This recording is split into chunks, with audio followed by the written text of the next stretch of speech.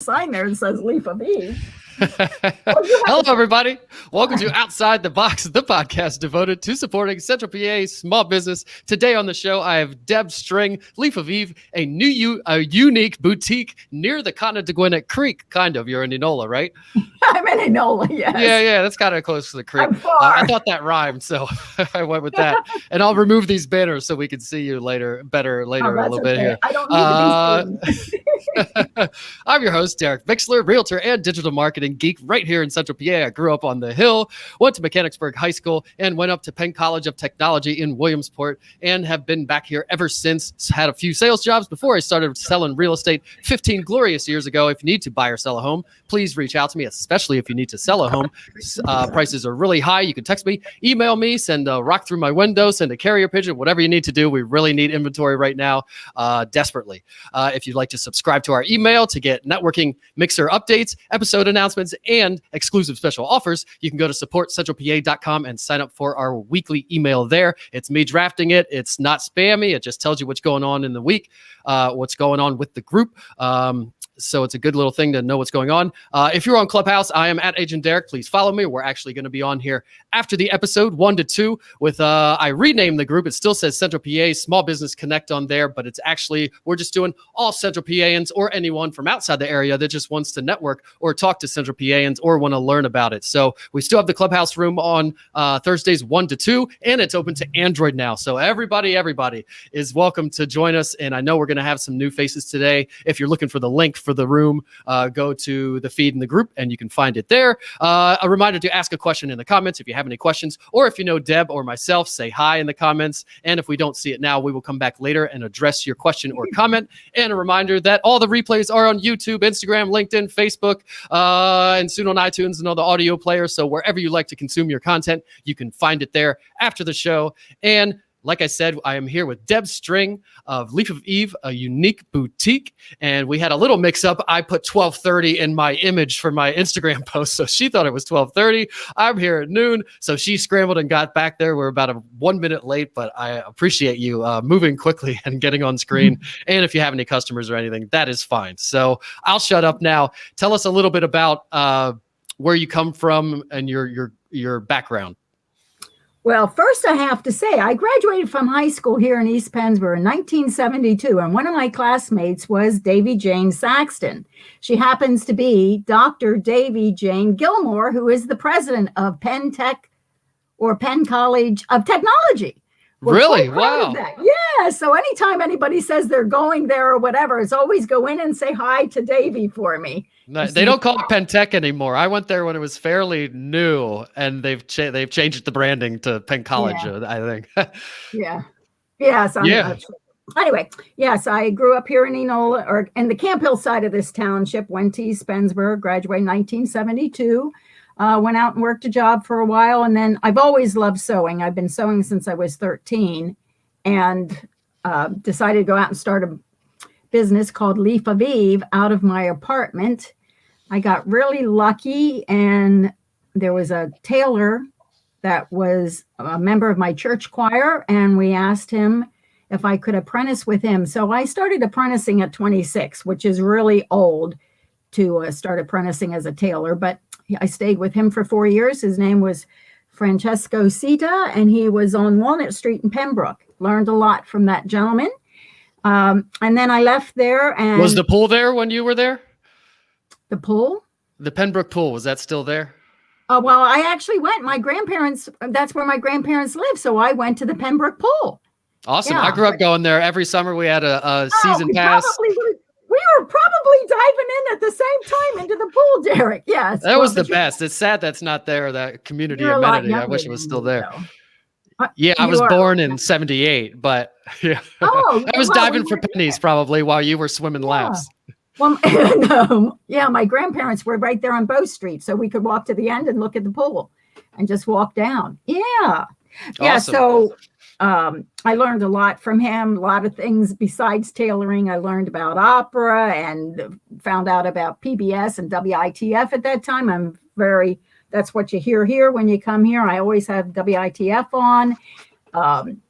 Like I said, I learned a lot from him. So then in 1989, this building became available, and I moved in here.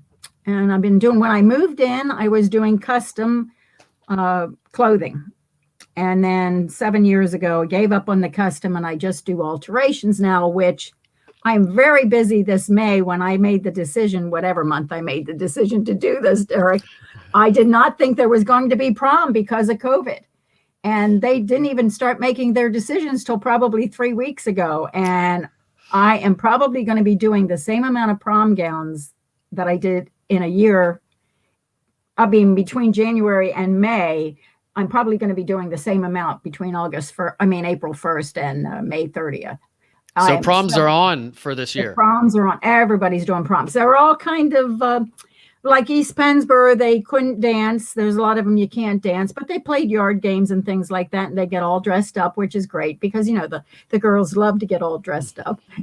And Cumberland Valleys is going to be in their football field, I think. Central Dauphin was last week in their parking lot, so they're able to have prom. But I was not prepared for that. And so, yeah. Yeah, so that's awesome. Some business for you. And I actually like that. An outside prom. I would elect to do that, even if it was, we could do it inside. So when you were younger, you started, you said at 13, I think, when you started sewing, what were you doing then when you first started? Just fixing a button that fell off, or what got you started? My mom taught me to sew.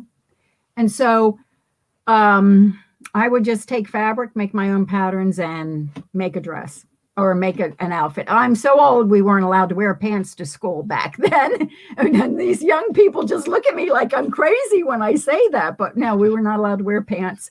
So I was making clothes, making dresses and things. My mom was an excellent seamstress, and she would rip out the stuff that I would get discouraged because it didn't look right and make me do it again, which also the tailor made me do that. I did not have patience for that. Now that's what I do. That's what alterations is all about, ripping out and making it better, fit you better. Yeah. So you were making actual clothes with a sewing machine, I assume, right? Yes, a sewing machine. I got electric or one of those. You're not old, right? No, but I do have a couple pedals back here, Derek. But no. I was going to say a real sewing head or whatever you call yourselves would probably have one of those, a classic one around somewhere.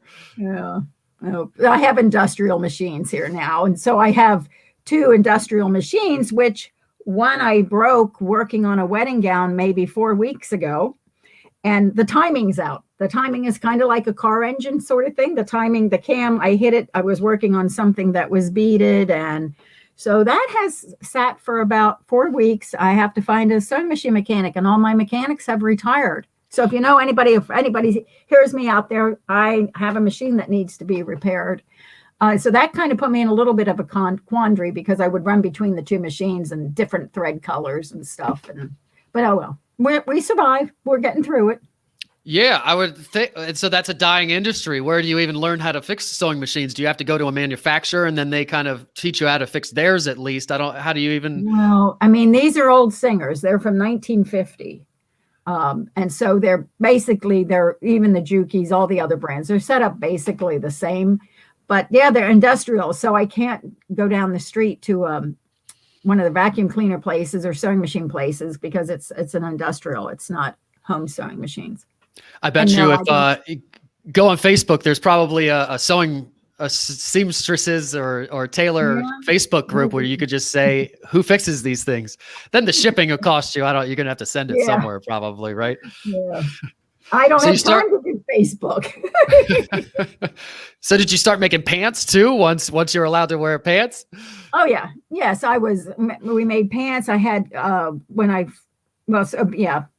I got a sewing machine for my graduation present then because my mom didn't want me learning on her machine even because back then, and now even when you break a machine, it's expensive to get it fixed. So yeah, I learned through my home economics classes in 7th grade. And then she eventually let me use the machine that she had. And then for graduation, I got a Singer home sewing machine. And I did not plan to go into business, although I already had my name picked out my senior year in high school. I was pretty bored in a history class and I came up with the name. And then went to a graphic artist and they came up with my logo. And yeah. So did you, when you first started back then, you were just making stuff for yourself, or were Yes, you also making things? Okay. No, just Did for people myself. ask and say, "Hey, I like that. Could you Nope. make me one?" I never, nope. I didn't have enough time. Or were these like Mennonite dresses and bonnets and like that kind of No. thing? Because that's what my mom didn't. Well, my mom was a good sewer and she made all our Halloween costumes, and she could have made clothes, but she didn't need to, I guess. Yeah. But I remember my mom and my mom's mom. So did your grandmother also make her own clothes and come from that? My mom's mother sewed, but I didn't know that. She had passed on before I started getting an interest in it. My dad's mother knitted, and she did some sewing, but no, it was mostly my mom. And then going on, well, it was mostly my mom, but then of course I tell people you just have to have the nerve to go ahead and do it. Yeah. And so when I would be, so then when I opened here, I had customers that I would have fabrics that could be $100 a yard. And I would just have to look at it and say, okay, I'm cutting it. I'm just going to cut it. And if I make a mistake, I guess I just order more. But yeah. Measure twice. Yep, measure twice. Yeah. I don't think I'm sure you've made that mistake before. Yeah, I don't think I heard that saying though until maybe 10 years ago. I never, yeah. But now I live by that. So when you were apprenticing then in your 20s, did that do those people specialize in anything? Was it like a tailor for suits, or did that person, you said it was a he, right? Did he do everything? Yes, or Frank Cito, he is excellent, but still around. But he went back to Italy. So he's not here in the States anymore. But he specialized as a woman's tailor, which is definitely different than a man's tailor. But he also had the man's tailoring too, because he apprenticed as a young man in Italy and then went on to school for the ladies' side of it. So I learned pattern making from him. And then, of course, because of his clients, I got to see fabulous fashions that would have never come through. That I would have never been able to see if I wasn't sitting in his tailor shop. And you said you've always been making your own clothes as well since when you started, and then you probably were during that apprenticeship and all the time. Nope. Once I started doing for other people, I don't have time to make stuff for myself. So there's no fundraisers right now, but when I would go to a fundraiser, I would have altered all these people's gowns or made them gowns and stuff. And then I'd stand in tears trying to figure out what am I going to wear? Because just never had time after that. But did you say that when you started the business, you started with custom clothing? Yes, that was the idea, the intent? Yes, I started with custom. So how do you do that when you start out with something like that? Did you have to wait, sit back for, I don't know how long it takes to make something, but crank out a big inventory of stuff and then open? Or do you just have, a couple pieces and then people special order? Or? Well, so I waitressed all that time too. So when I'm waitressing, of course, conversations come up. I have one that's pretty interesting. I used to work out at Manada Hill Inn, which is no longer here, but I walked up to the table. There were two ladies coming in. It was going to be a table of 6. And the one lady saying to the other, oh, I have a leather jacket that I need to have altered. Do you know anybody who does leather? And I'm standing there and it's like, well, I do. And so I said who I was. And I had put an ad in the paper back. I don't remember when, whatever president was getting inaugurated. I had put an ad in the Patriot News about making custom gowns to go to the inauguration. And this woman actually pulled out, you mean you're this company? She actually pulled out my ad out of her wallet from years before that and said, yeah. So I always say to people, print ads do work because people do clip them out, put them on their bulletin board or put them on their refrigerator or in their wallet. I mean, it had been years that I had put that ad in. Yeah, so that's how I got a lot of I also worked at the Progress Grill for a long time. And I would tell people, because everybody assumes that as a waitress, you have some other job. And I definitely did. Plus, Frank Cito used to be a pretty good customer of the Progress Grill. So, yeah, he would be there. But that's how I got a lot of my clients. Central PA mainstay. Everybody's been to the Progress Grill, or at least has heard of it or been to it. Yeah. So you went from trying to make custom clothes to how did it morph into what it is today? Well, okay, so I'm very shy talking about money. At least I was back then.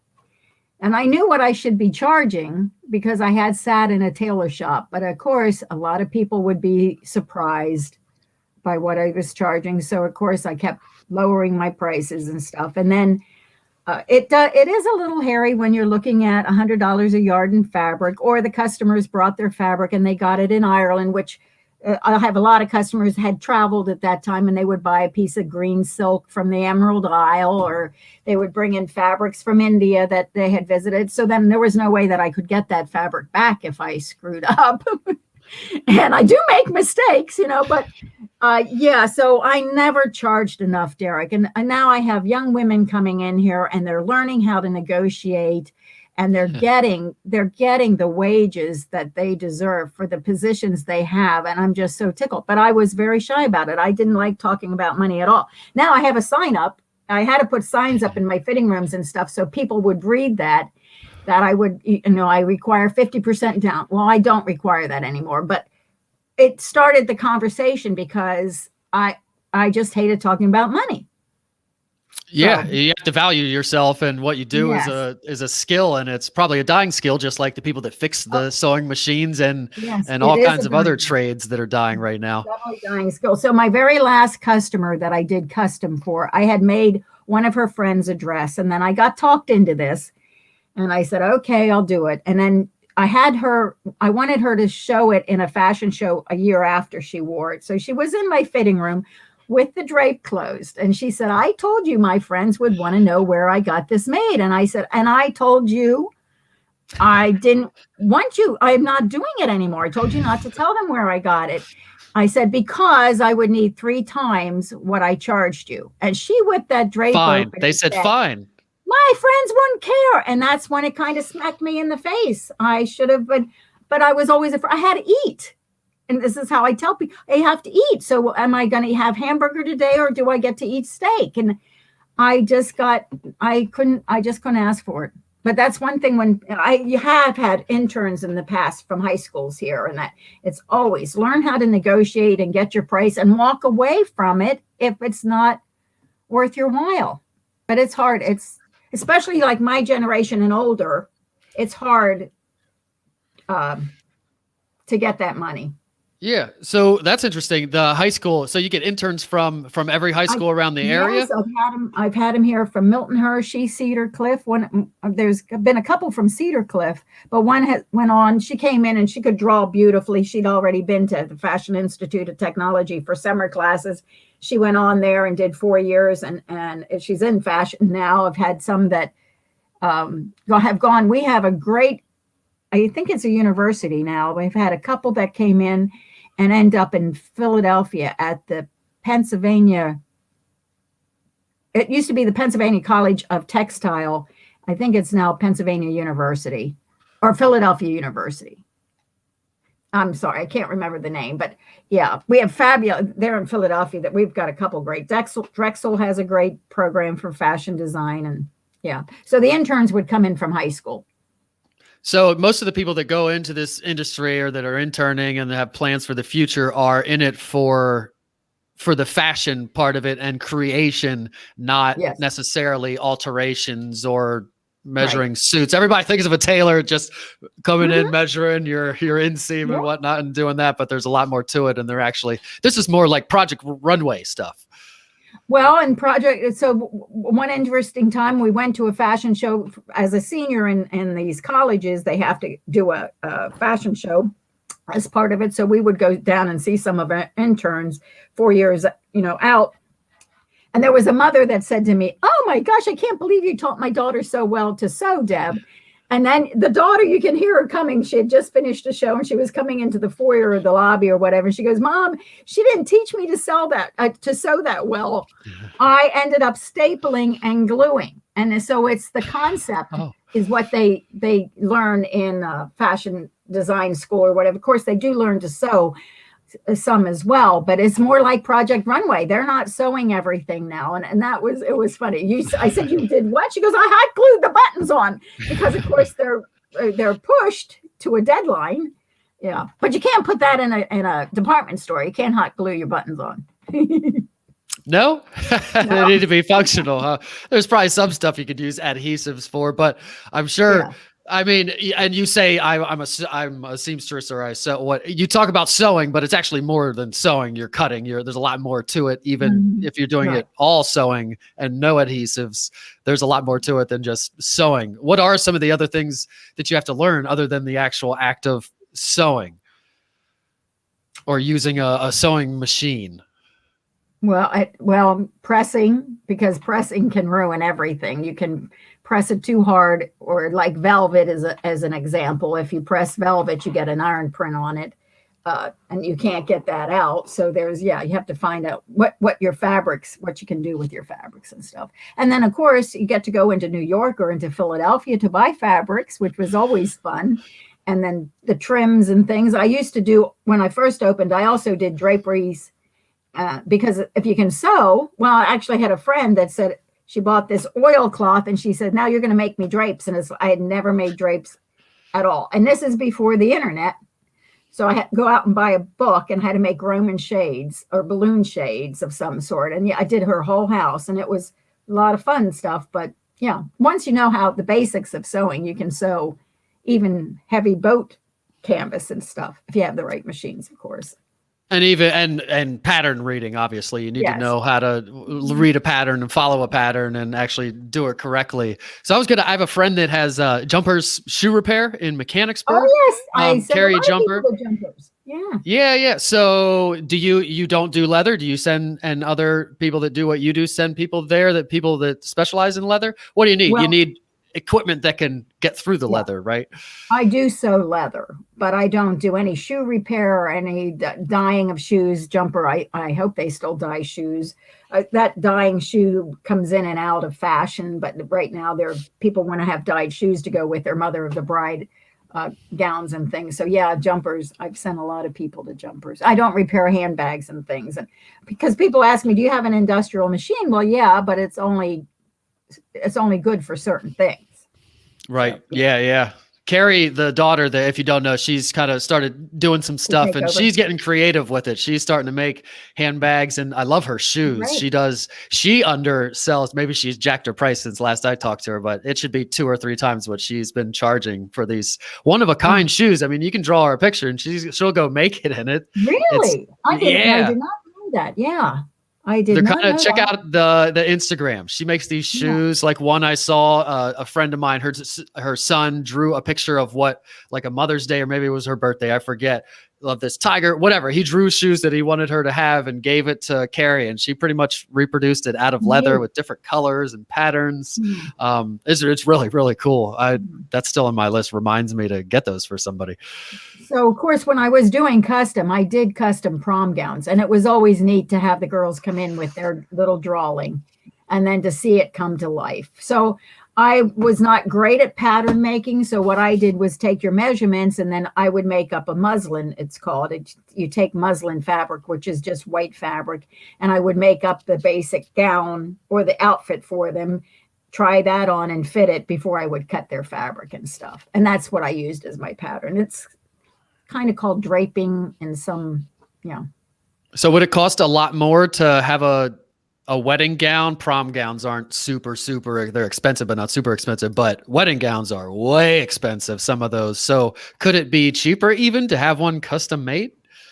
Well, see, that's what people thought. And that's what I left them do to me, Derek. But actually, if it's custom, leave off the crystals and all the actual things that cost a lot. Though, whether you go out and get a custom birthday cake, it costs more because it's custom. And so, yes, people thought that I left them do that to me. I left them lower, whatever the prices are and stuff. And and so it'll be comparable. Custom. So you need to pay more. It's custom.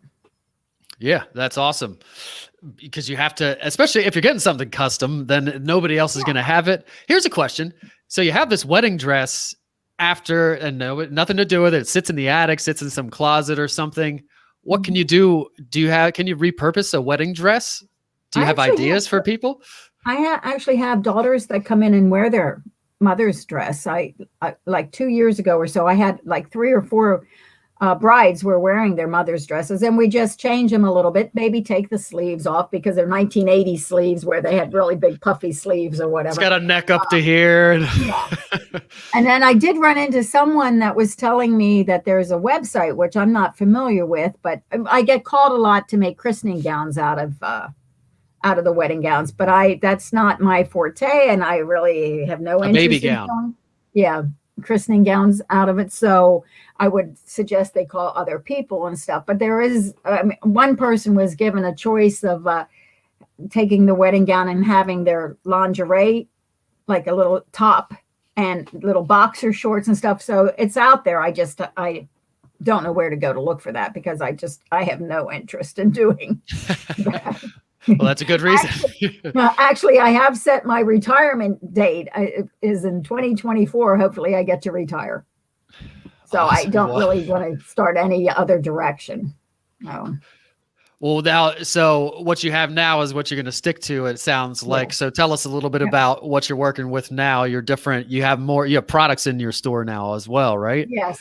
When we remodeled the store here and brought in gift shop and clothing. So I sell sportswear, and then I have unique gifts, all kinds of neat gifts. And then I do have a whole shelf worth of Pennsylvania food products that are made in Pennsylvania. So I carry Epic pickles, and I have Danica mustards. Danica is a mother and daughter owned business in Dover, I believe it is. Epic Pickles is in Dover or the York area. I carry Asher's chocolates out of Solderton. I carry Boyer's chocolates, which is the mallow cups out of Altoona. We have Happy Valley soups. Just trying to remember what I should look around the wall here to see what's on my shelf. It sounds great. So how do you find all this stuff? Do people seek you out, or do you seek them out? Well, I actually went up to a winery in Halifax. What is it called? American Winery? I don't remember what it's called. Anyway, I like wine, but I have to have Halifax something. Winery. Armstrong Valley? Armstrong, yes, thank you. So I went up there one Sunday, and I have to have something in my stomach if I'm going to have a glass of wine, even sipping and sampling their stuff. And they sold cheese and mustard. So I bought a mustard, and it happened to be a lavender mustard, and it was from Danica's. And I'm always looking at the labels to see if it's Pennsylvania products. Lavender mustard? It's a lavender mustard. So I called Monday morning, then I called up Danica's. She said, yeah, she'll bring up some lavender mustard. And then she brought a raspberry mustard, which is fabulous. She does garlic, a garlic that one mustard. Sounds good. Yeah. Yeah, so that's how I got that one. But there's all kinds of shows in New York. Hopefully they get back to those, the clothing shows, the jewelry shows. I go to the specialty food show because, of course, I do have another business called Du's Dogs, which is a hot dog stand in Wormleysburg. So, and that's tomorrow when you're here, we'll be serving hot dogs from there. So I go to. Do you have a vegan dog? No, I don't have a vegan dog. I'll bring my own thing you can throw out. Are you grilling them or what are you doing? Well, I have a hot dog roller. Or do you boil them? No, I roll them on a roller. Okay. They don't always, a vegan roll, a hot dog doesn't do very well on a hot dog roller. Yeah. Maybe I'll eat. I do cheat sometimes, and I haven't had a hot dog in forever. So maybe that'll be, because they do smell good every time I'm around hot dogs, or sometimes I go on City Island and sometimes there's hot dogs cooking there. Yeah, that sounds kind of good.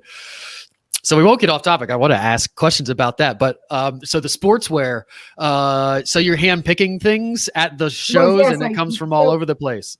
Right. I have sales reps that come here, or when I go to the shows, it's what I like, what I think will sell.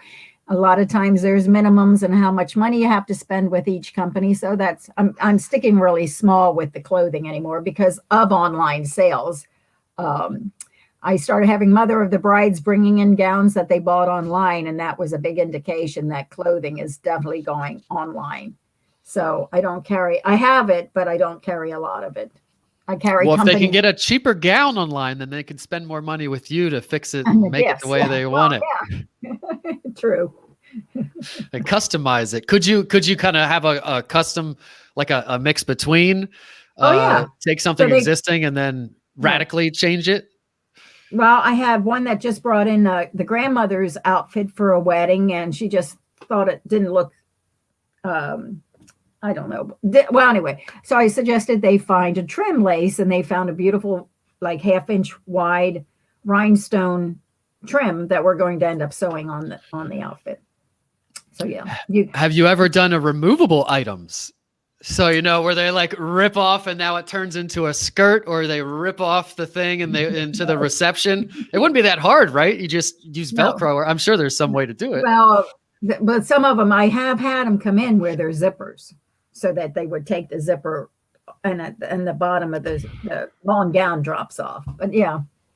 That'd be pretty awesome. Yeah, convertible. Because I know a lot of people even there's 2 outfits these days. It's not even the wedding gown isn't enough. You have to have a reception gown as well, which is basically what I'm talking about. But okay. So what else do you do? I had one bride had 3 gowns. I had one bride had 3 gowns. The reception was going from 6 till midnight. So in 6 hours, she changed 3 times. And the gown just kept getting smaller and smaller? No, and they were all very wedding gowns. I mean, I would have thought the last gown would have been something very simple, but no, it was, all 3 gowns were very, And it was a fun family. And that they got caught in the COVID, so they were supposed to get married last March, and they had to wait till this March. So you mentioned a bunch of your services, the sportswear, unique gifts, PA food products. I love that. You said a bunch of things that sounded pretty good, including the hot dogs that I am thinking I will try tomorrow. And you do alterations, obviously. Are there any other services that we should list for people that you offer? No, that's enough, Derek. Alterations / customizations. Do you fix like pillows or like upholstery items or that kind of stuff? No, not anymore. But I do replace zippers. So like in jackets, that's another big part of my business, especially when fall starts coming. I do replace zippers in jackets. I replace zippers in jeans. I do on the jeans, I do a super hem so you don't lose your original hem, because some of these jeans can be $175, $200. And part of the neat part about the jean is the way they've worn or finished the hem. So yeah, we do a super hem with that. So right now, what are your personal favorite products out in the store? Hit me up. Start with a food one. Hit me up with I'll go get one of them. Okay. The food one is, of course, the mustards. The mustards. Yeah, the mustards. But let me go get this product here real quick. All right. And the mustards, if you all missed the mustard part, there's a lavender mustard. I forget the name of it. She can say it when she comes back. There's a lavender mustard, and she said like a raspberry mustard, and it's locally made somewhere.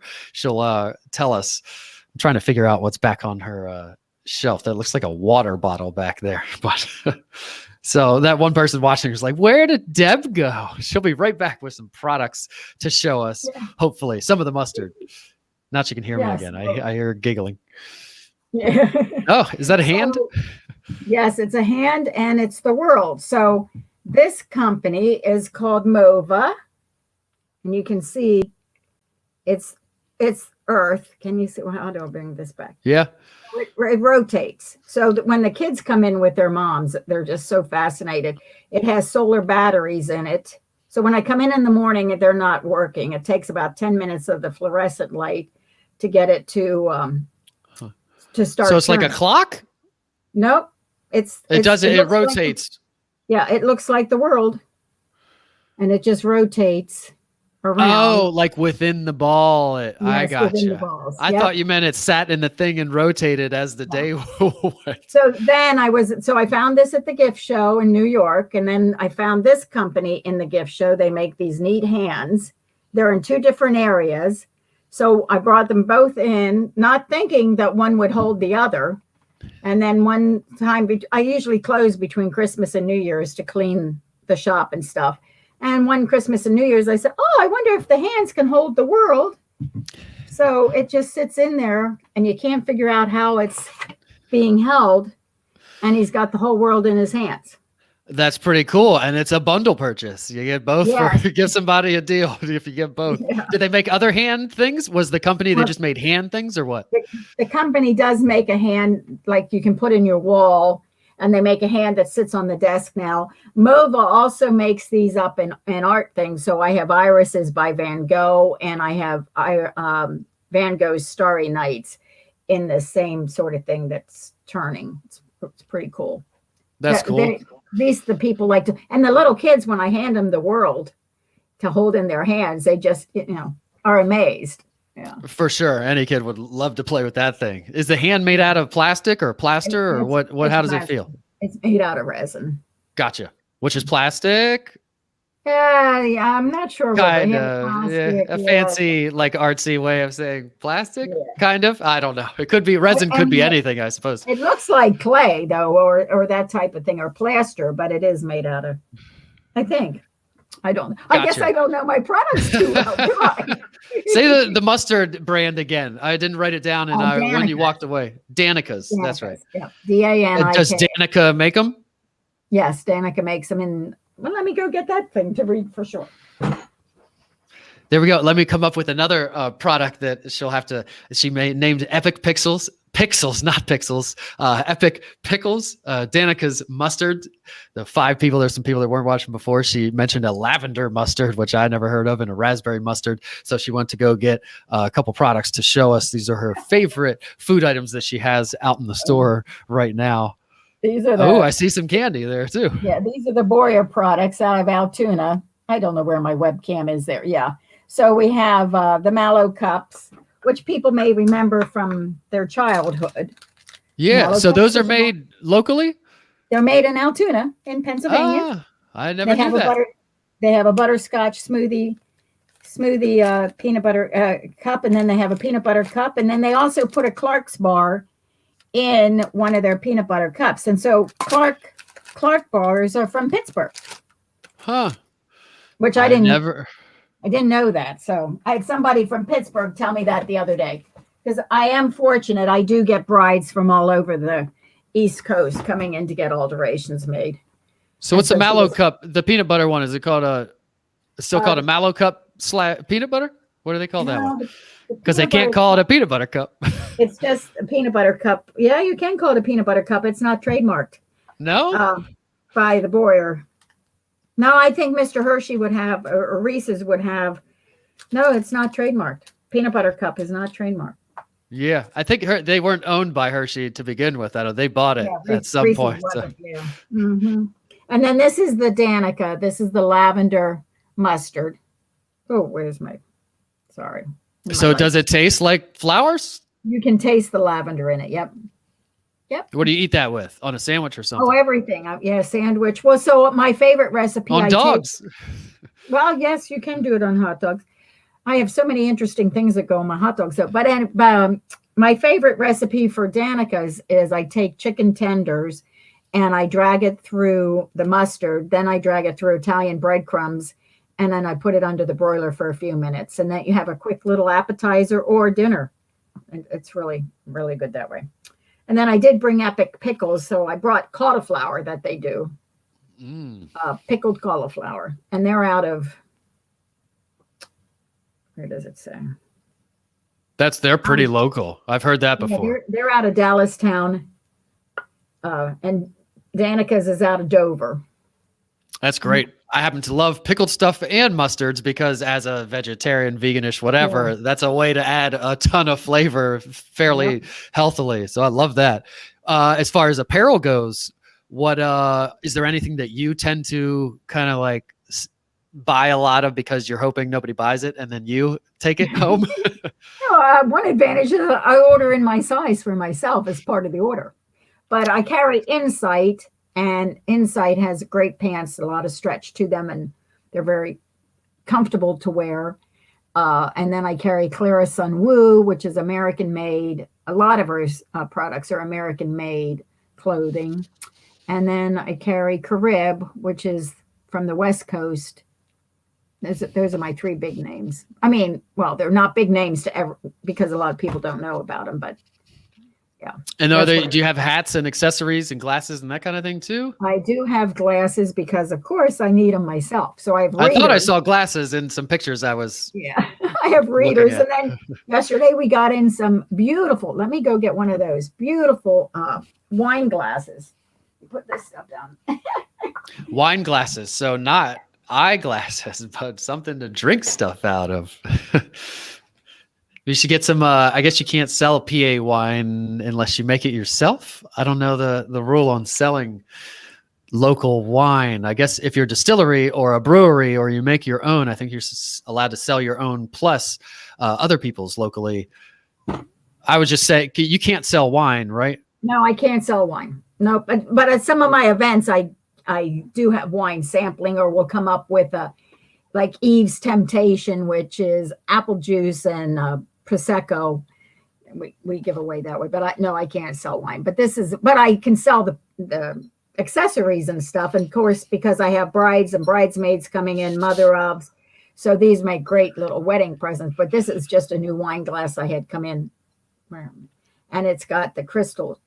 Okay, go this way. There, I got the crystals on it. It's a beautiful little dragonfly, and they happen to be American made. And then I have a potter right down the street here, John. He does these neat honey things this way. So he's a local potter. And then I have an artist that's down the street as well. She does beautiful watercolors. One thing I have to say is every day I'm thanking the taxpayers for supporting small business during COVID. I did get a grant from the Cumberland County to buy inventory.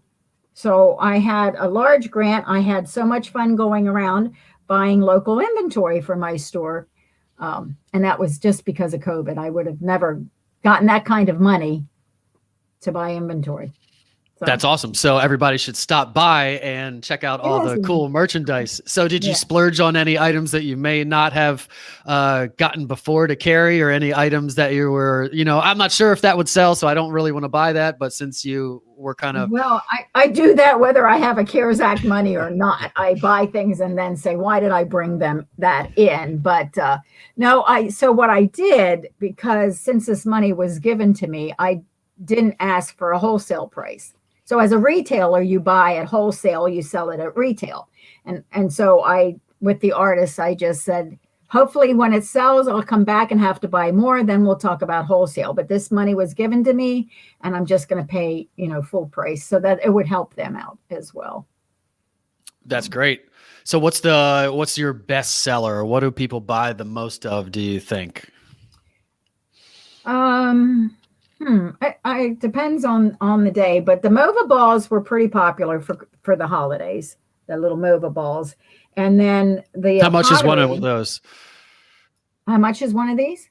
Did you say that the globe is $185? Gotcha. And the hands are $125. So is it made of glass? No, the globe is actually acrylic. And there's two balls. I'm not sure how it works, but there's solar batteries inside to keep it moving. Which I think I moved it too fast, so it's got to catch up. And so it does move within the ball. Yes. So I'm still grasping what this thing is. I got to come see it tomorrow. I can see it, I guess. So it's within there. It's not like a jiggle ball like my kids would have, where it's just kind of in there where you're jiggling. And there's a motor and it is turning or something, just not to the exact time of the day. Yeah, right now I think I shocked it a little by picking it up the way I did, but it'll come back. So that's cool. Yeah. So it's solar too. Yeah, it is solar. Yep. So if you wanted it to go all night long, you could just shine a lamp on it or something, probably. Does that work? I've never tried shining I guess you need a UV lamp. Well, I know I have a couple displays in some other places, and I know they keep a display light on all night, and yes, it keeps running. So is there anything else you want to mention about the business before we do our funny question that has nothing to do with anything? No. Nope. No? All right. You said that means you're ready for it. So I Google funny questions, and the list has 81 questions on it. So you're going to pick a number between 1 and 81. And If it happens to be stupid, which it is sometimes, we'll do another one. But pick a number between 1 and 81. 14. 14. Going low. All right, 14. If animals could talk, which would be the most boring? So the most boring animal conversationally. Oh, probably humans. I don't know. I don't think any animals would be boring.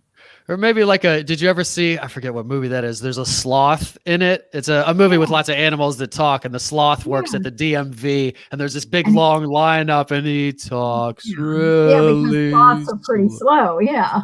But it's the funniest scene in the movie. It was fantastic. He has an interesting story. I have a couple of friends don't like sloths. They don't like pickles either, which is always makes a great conversation. The same friends don't like those two things, or different people? people? Sloths and they don't like pickles. For different reasons, I'm guessing. I guess. I don't know. Childhood trauma, maybe. Yeah. All right. So read all your information to everybody who might be listening later on audio. Well, okay. Tell them where to find you. Yeah. The reason I picked 14, I thought I'd have another question, was going to be 9, because I'm 149 North Enola Drive. It is North Enola Drive because in Enola, we have Enola Road. I am not on 11 and 15, which is Enola Road. I'm on Enola Drive in Center City, Enola. My website is leafavivonline.com, and my email is deb@leafavivonline.com. My phone number is 717-732-2564. For alterations, I do work by appointment, especially during prom and wedding season. What's the best way to reach out? Call you or call email? Call me because I don't get to read email. You had to call me and say, or did you get my link, Deb? Because I didn't even, I don't get to read my email, and I don't respond. Well, I have a social media person who always tells them on Facebook to please call, because I'm not tech savvy and I don't know how that would work, putting appointments on in the internet and stuff. I'm not tech savvy. Yeah, we could help you out with that. You'd never even have to talk. They can just click and do it. But for now, call Deb at 717-732-2564, and I will leave her information up there as I do announcements. Whoops, took away the wrong one. There we go. If you're interested in a business spotlight package, feel free to contact myself or Christy. Christy's probably the better one. That consists of a business spotlight package with Greg coming to your business live, like you saw him at the Ninja Warrior place, Dexterity Depot. He tried the Warped Wall. And other places, kind of showing behind the scenes as the way the sausage is made, so to speak. And then you also get an interview like you're seeing here with me and Deb. And then you also get a networking mixer at your business like we have tomorrow at Deb's place. So if you're interested in one of those, you can go to the website and apply there. That's probably the easiest way. We are booked way out for mixers, but if you want to do an episode with me, I'm always down to do that. If you want to have access to our special offers, join our email list. It's 1 email a week, and go to supportcentralpa.com to sign up for that. If you're watching anywhere else, if you're watching on LinkedIn, YouTube, Instagram, listening on iTunes, or any of those things, please head over to Facebook and join our Facebook group, Central PA Supports Small Business. Really quality group, great businesses in there, great place to find a business if you need someone to do something or are looking for a product, and also a great place if you're a business to go get more business and support other businesses around here. If you're on Clubhouse, I'm at Agent Derek. Please follow me. We will be on there in 10 minutes, 1 to 2 today, and that is open up to everybody. Again, Android people are open up. If you need an invite, please hit me up. I'm so excited because Android, and I just didn't get you my cell phone number because you asked me for that for the invite, because I tried to do it through an Apple product months ago, but I'm not tech savvy. I just gave up on it. So yeah. Well, I hope to see you on there sometime. But won't be today, Derek. Someday. And if you need help, I'll walk you through it or whatever. But it's super fun, and we'll be there today at 1. If you need to buy or sell your house, please contact me, especially if you need to sell. Prices are sky high. Never a better time to sell. Even we're saying back in 08 or the last boom, things are even crazier than then. So please reach out to me. You can text me, email me, throw a rock through my window, send a carrier pigeon, whatever you need to do, please just contact me and let me know. Remember to support Central PA small businesses. And thanks everybody for watching and listening. And thank you, Deb, for being here. Say goodbye to the people. Thank you so much. And I hope to see you tomorrow here. We'll have a hot dog. All right. I'm going to eat it. I'll say it now. I'm going to eat a hot dog tomorrow. I'm pretty excited about it, actually. All right. See you, Deb. See you, everybody.